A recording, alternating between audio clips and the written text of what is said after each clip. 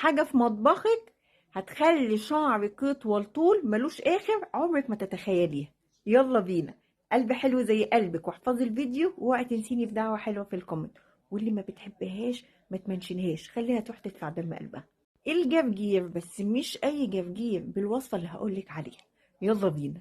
هتجيبي حزمة جرجير تغسليها كويس جدا وحطيها في الخلاط، وحطي عليها الزيوت اللي هقولك عليها دلوقتي: جوجوبا وحنة وحبة بركة وريحان وبصل، معاهم أملج وياسمين. واضربي يا ست البنات، وبعد كده صفي كويس جدا. واللي هيتصفى ده هنعمله حمام لفروة الراس وبس. جربي الوصفة، وحتى لو شعرك عاجز هتدعيلي على طول اللي هتشوفيه. الوصفة تنفع ليكي والبنوتك كمان. عايزة الوصفة برضو مكتوبة؟ عناية الاتنين. اكتبي الوصفة في كومنت وهنزلك بيها مكتوبة بكل المقادير وبكل التريكات تأمر.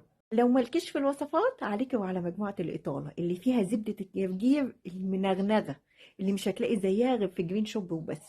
وفيها ميكس زيوت، وفيها كمان اسبراي انبات عشبي طبيعي 100%. لو على السعر ما اقولكيش، ما تقوليش لعدوتك عليه.